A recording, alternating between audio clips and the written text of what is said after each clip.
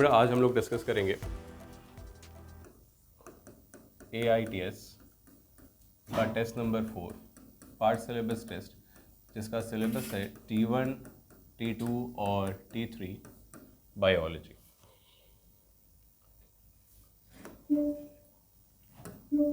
ठीक है, देखते हैं। यहाँ पे हमारे पास पहला सवाल है क्वेश्चन नंबर 92। क्वेश्चन नंबर 92 ये कह रहा है given diagram is of universal genetic material, identify 1 and 2। तो आइडेंटिफाई 1 एंड 2 में यहाँ पे हमसे पूछा गया है ये DNA है और इस DNA में ये है बेस पेयरिंग। क्या है ये? Base pairing. तो इसको बोला गया है 1 और फिर इसको बोला गया है सेकेंड। तो ऑप्शंस हम लोग देख लेते हैं। फर्स्ट एडेनिन, सेकेंड थाइमिन नहीं, सेकेंड का फर्स्ट है बेस पेयर, सेकेंड है शुगर फॉस्फेट चेन। हाँ, ये वाला सही हो जाएगा। क्वेश्चन नंबर 92 का ऑप्शन हो जाएगा second. Question number 92 option second. आगे देखते हैं। अगला सवाल है question number 95। Match between the following represents the parts of the sperm and their functions. तो ऑप्शन यहाँ पे कॉलम नंबर ए और कॉलम नंबर बी हमको मैच करना है। बहुत आसान सा सवाल है। हेड है genetic material, middle piece energy, acrosome enzyme, और आपका टेल क्या हो जाएगा? टेल रहेगा स्पर्म मोटिलिटी। इसका ऑप्शन नंबर हो जाएगा सेकंड। बहुत आसान था। अगला देखते हैं हम लोग। Question number 98। Choose the incorrect statement from the following. Question number 98। Choose the incorrect statement of the following. In birds and mammals, internal fertilization takes place. Colostrum contains antibodies and nutrients. सत्य है। Fructose is not found in the semen. नहीं रहता है भाई, fructose रहता है, एक identification factor भी है। तो 98 का 3 हो गया। आगे हम लोग देखते हैं जो अगला सवाल है 101। क्वेश्चन नंबर 101 में एक डायग्राम दिया हुआ, ये भी NCERT का ही डायग्राम है। 101वां सवाल जो है ये वाला, अगर आपको याद होगा, ठीक है, ये न्यूक्लियोसोम का स्ट्रक्चर है। न्यूक्लियोसोम में 1.75 एक्सटर्न है, ये आपका DNA है, ये आपका H1 है, और ये है आपका हिस्टोन ऑक्टामर जिसमें H2A, H2B, H3 और H4 पाया जाता है। तो इस क्वेश्चन के हिसाब से जो पहला वाला पार्ट है वो आपका DNA हो गया, सेकंड जो है वो आपका H1 हिस्टोन है, और थर्ड हिस्टोन ऑक्टामर, फोर्थ वाला कोर हिस्टोन मॉलिक्यूल। 101 का हो जाएगा ऑप्शन नंबर फर्स्ट। 101 का ऑप्शन नंबर फर्स्ट। आगे देखते हैं।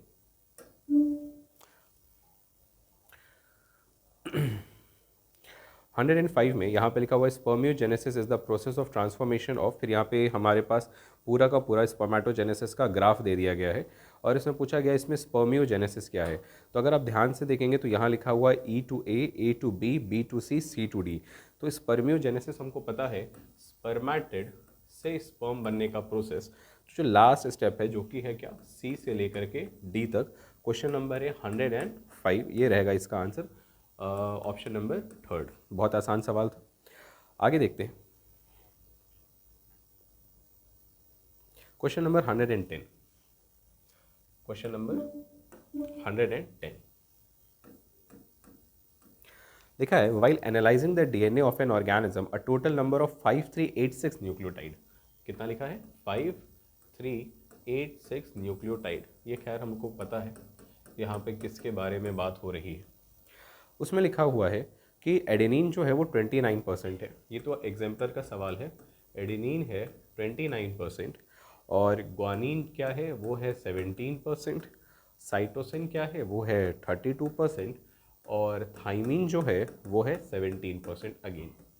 तो कह रहा है कि अगर हम लोग चारगाफ रूल देखेंगे तो इसमें से कौन सा ऑप्शन सही होगा। चारगाफ रूल क्या कहता है कि जो प्योरीन है और पायरिमिडीन उसका नंबर बराबर होना चाहिए। तो बताइए यहाँ पे किसके लिए? डबल स्टैंडर्ड DNA के लिए। और अगर ऐसा नहीं फॉलो कर रहे हैं तो वो हो जाएगा सिंगल स्टैंडर्ड। तो एक बात बताइए, क्या यहाँ पे ऐसा कुछ फॉलो हो रहा है क्या चारगाफ के हिसाब से? नहीं हो रहा है। हम लोग यहाँ पे ये भी देख रहे हैं ना कि जितना एडेनिन है उतना थाइमिन भी तो नहीं है, जितना ग्वानिन है उतना साइटोसिन भी नहीं है। तो फिर यहाँ पे मामला गड़बड़ा गया। तो इसका आंसर हो जाएगा, ये रहेगा सिंगल स्टैंडर्ड DNA।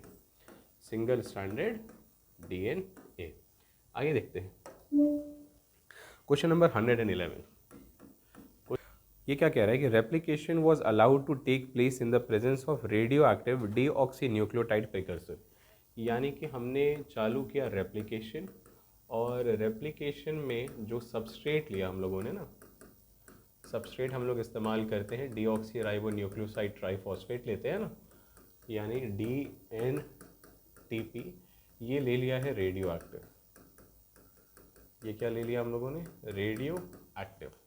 और फिर उसके बाद यहाँ लिखा है कि हम लोगों ने देखा कि अगला सवाल, अगला पॉइंट है कि that was mutant for DNA ligase, यानी कि जिस ई कोलाई में हम ये काम करा रहे हैं उस ई कोलाई में जो डीएनए लाइगेज है उसका जो जीन है उसको हम लोगों ने क्या कर दिया है, म्यूटेट कर दिया है, यानी कि अब लाइगेज का जो फॉर्मेशन है वो नहीं होने वाला है, लाइगेज का फॉर्मेशन अब होने वाला नहीं है।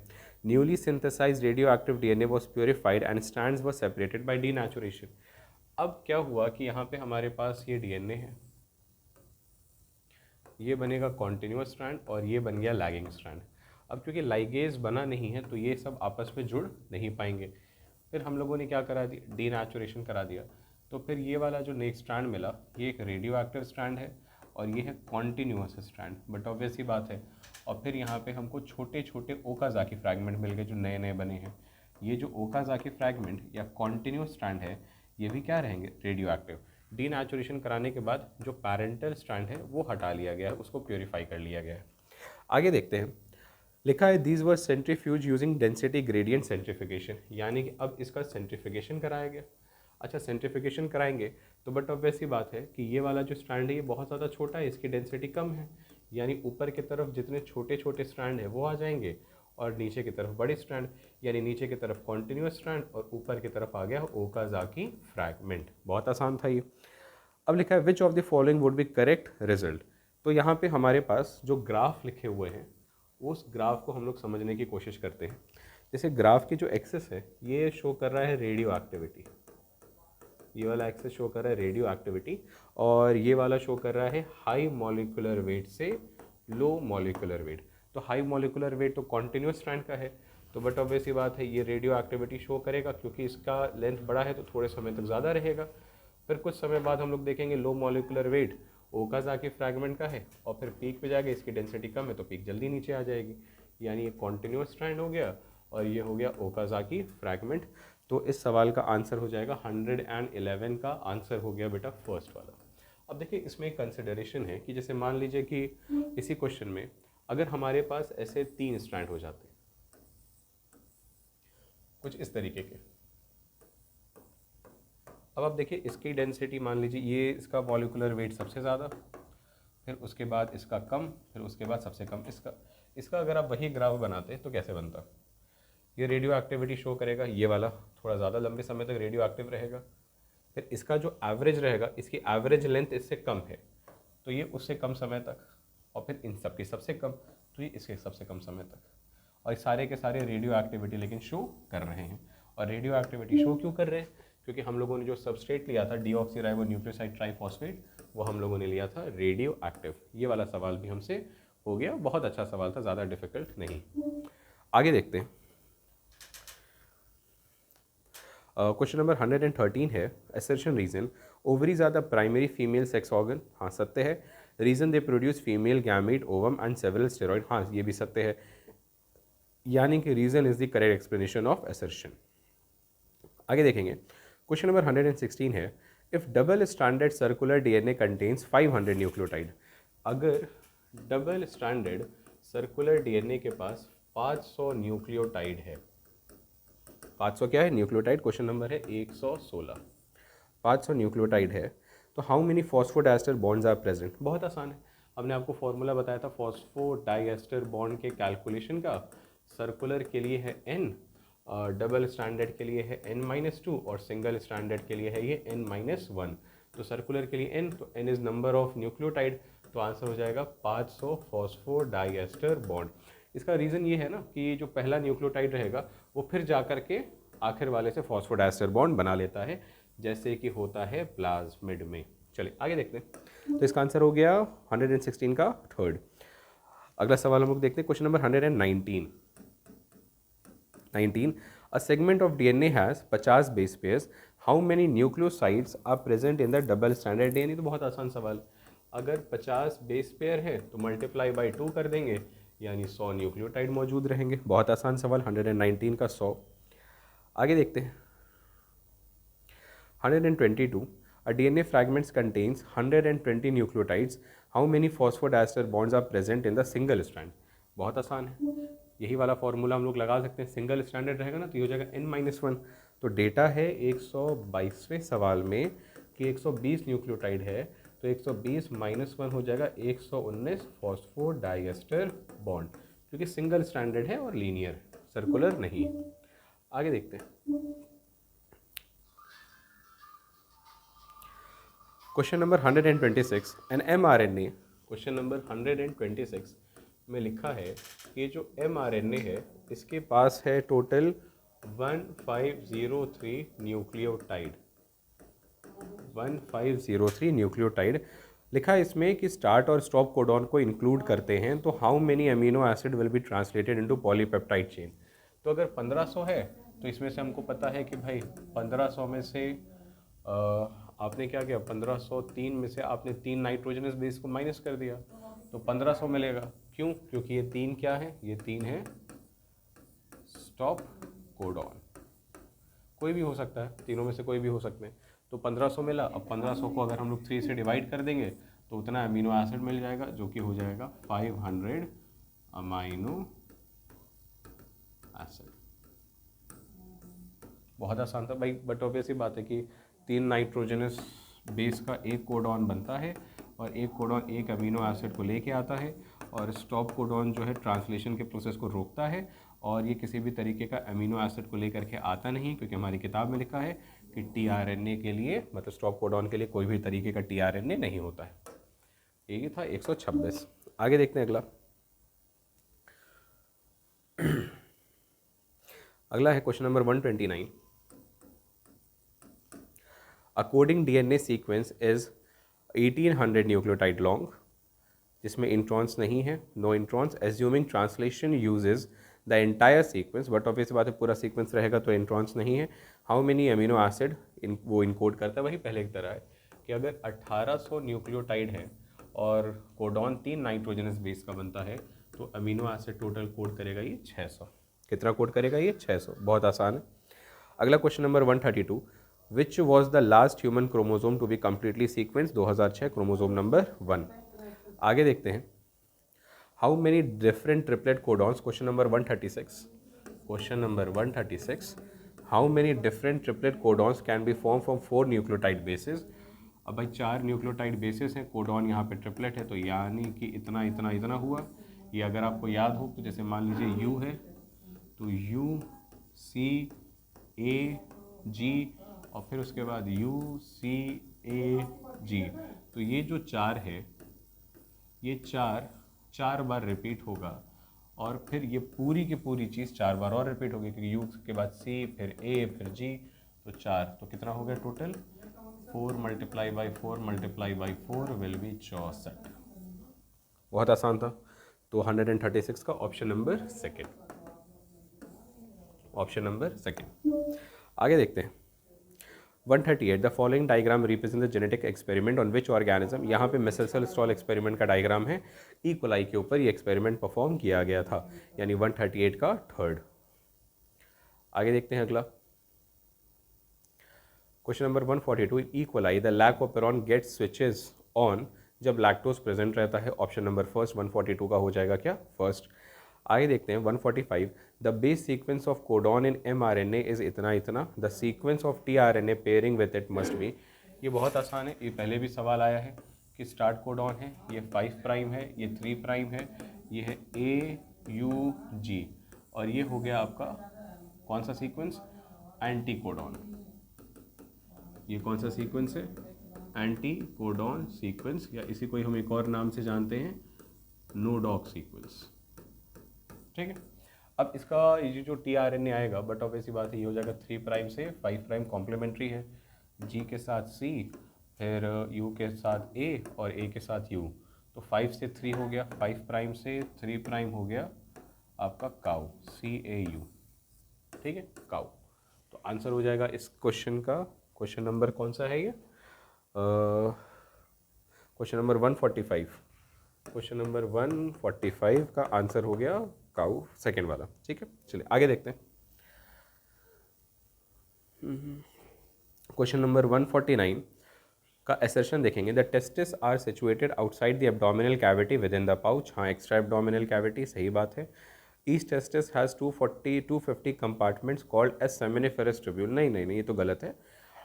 सेमिनिफेरस ट्यूब्यूल कहाँ रहता है, तो टेस्टिकुलर लॉब्यूल रहता है, तो रीज़न जो है वो गलत है, एसर्शन सही है 149 का सेकेंड। ठीक है, आगे देखेंगे, spot the odd one out of the following structure with the reference to the male reproductive system, rete testis होता है, एपिडाइमिस होता है, वासा एफरेंशिया होता है, इस्थेमस नहीं, वो यानी 151 का ऑड नंबर हो गया इस्थेमस। 153, which of the following hormones is not secreted by human placenta, HCG होता है, एस्ट्रोजन होता है, प्रोजेस्टेरोन होता है, ल्यूटेनाइजिंग हार्मोन कहाँ होता है, ल्यूटेनाइजिंग हार्मोन तो पिट्यूटरी होता है, यानी ये गलत है, 153 का फोर्थ वाला ऑप्शन है। आगे देखते हैं हम लोग फिर क्वेश्चन नंबर 159 देखते हैं, क्वेश्चन नंबर 159 देखते हैं। Many non-human models organisms have also been sequenced along with human genome. These are bacteria, plant, elegans, nematode जो होता है, fruit fly, all of the above. तो 159 का आंसर हो जाएगा fourth, all of the above हमारी लाइन का ही, NCERT के लाइन का ही वो है। फिर क्वेश्चन नंबर 161 है, identify the odd one from the following, labia minora, fimbriae, infundibulum, isthmus. Labia minora बाहर की बात है, ठीक है, यहाँ पे बेसिकली यूट्रस के इंटरनल और फिर वेजाइनल ओपनिंग की यहाँ पे बात हो रही है। आगे देखते हैं, क्वेश्चन नंबर 165 है, अबाउट असर्शन दिया हुआ है, about 3300 books each of 1000 pages are required to store the sequence of human genome in a tight format. एकदम सही बात है, human genome is said to be approximately 9 billion, बनाए नहीं 9 बिलियन का है तो गलत है, 9 बिलियन कहाँ रहता है जी, 6 के आसपास रहता है ना, पर डिप्लॉयड में फिर 3 रहेगा फिर, यानी रीज़न गलत है, असर्शन जो है वो सही है। आगे देखते हैं अगला कोई सवाल, क्वेश्चन नंबर 168 है, if the sequence of nitrogen is basis of the coding strand,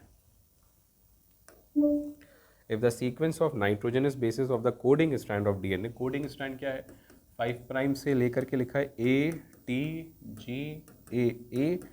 ATG और फिर है 3 प्राइम, ठीक है, लिखा है the sequence bases to RNA script. देखिए ये वाला कोडिंग है, तो एक तो तरीका ये है कि आप क्या करिए कि कोडिंग स्ट्रैंड लिखा हुआ है, आप इसको टेम्पलेट में इसका कॉम्प्लीमेंट्री निकालिए, फिर टेम्पलेट का कॉम्प्लीमेंट्री निकाल करके RNA लिखिए, या तो एक काम ये करिए कि कोडिंग में से थाइमिन पूरा का पूरा हटा करके यूरेसिल लिख दीजिए, तो AUG AAUG, ये आंसर हो गया आपका 5 से 3, क्योंकि जो बेसिकली कोडिंग और जो RNA बनता है ये दोनों एक दूसरे के सिमिलर होता है, ठीक है, जबकि जो कॉम्प्लीमेंट्री वाला है, जो ये टेम्पलेट वाला रहता है, वो इसके कॉम्प्लीमेंट्री होता है, ठीक, और सिमिलर में कुछ चेंजेस आते नहीं है, तो इसका आंसर हो जाएगा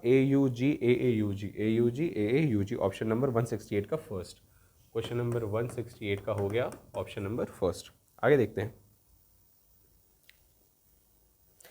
171, capping is performed in the case of HNRNA, सत्य बात है, ठीक है, telling is performed in the case of TRNA, नहीं नहीं नहीं, ये भी तो HNR उसमें जाता है ना भाई, वहाँ यहाँ पे भी तो HNRNA मान लीजिए लिख दिया गया है, लेकिन हम लोग याद रखेंगे कि mRNA के पर्सपेक्टिव पे रहता है, ठीक है, कि capping is performed in the case of HNRNA, exactly नहीं बोला है कि हाँ HNRNA फिर mRNA में बन जाएगा, फिर उसके बाद फिर कैपिंग वगैरह चालू होगा, वो कन्वर्जन के पर्सपेक्टिव से है, ठीक है, और दूसरा क्या टेलिंग, वो भी HNRNA पे ही होता है, लेकिन यहाँ पे TRNA लिखा है, तो रीज़न गलत है और असर्शन जो है वो सही है, यानी 171 का हो जाएगा सेकेंड, ठीक है। आगे देखते हैं, असर्शन लिखा है क्वेश्चन नंबर 175, आप देखिएगा क्वेश्चन नंबर 175 है, assertion the 2 chains of DNA are coiled in a right handed fashion, ठीक है, और रीज़न लिखा है the pitch of DNA helix is 3.4 nanometre, हाँ तो सही है, पिच 3.4 नैनोमीटर यानी 34 एंगस्ट्रॉम, ये भी सही है, और दोनों चेन राइट हैंडेड में रहते हैं BDNA के पर्सपेक्टिव पे, वो भी सही है, लेकिन ये दोनों एक दूसरे को एक्सप्लेन नहीं कर रहा, तो assertion is not, reason is not the correct explanation of assertion, yet assertion and reason are both true. ये अगला, हाँ एक और सवाल है यहाँ पे, क्वेश्चन नंबर 177, ये लास्ट है, देख लेते हैं, क्वेश्चन नंबर 177 है, if a geneticist uses a blind approach for sequencing the whole genome of an organism followed by the assignment of function to different segments, the methodology adopted by him is called sequence annotation। याद, अगर मान लीजिए कोई DNA है, कोई DNA पे हम लोगों ने क्या किया, देखा कि RNA में बदल रहा है, तो हमने क्या किया कि इसको बोला EST यानी एक्सप्रेस सीक्वेंस टैग, यानी उसी को ही हमने ह्यूमन जीनोम में कोड किया, जो कि खुद को RNA में चेंज कर रहा है। लेकिन फिर अगला एक और हमारे पास है कि हमारे पास ये पूरा का पूरा DNA है, हमने एक hit and trial blind approach लिया कि चलो इसको एक बार करके देख लेते हैं, वो बैक और यैक वाला तरीका कि बैक्टीरिया और ईस्ट में ट्रांसफ़र करके कोई प्रोडक्ट बना रहा है कि नहीं बना रहा है। अच्छा, इसने बना लिया, इसको कर लेंगे, इसने नहीं बना इसको रिजेक्ट कर देंगे। इसी को ही हमने कहा था सीक्वेंस एनोटेशन। तो बेटा ये था हमारा कौन सा वाला पाथ, पूरा का पूरा T1 जो टेस्ट में आया था, T2 और ये था T3। ठीक है, चलिए नेक्स्ट टेस्ट के लिए बेटा ऑल द बेस्ट।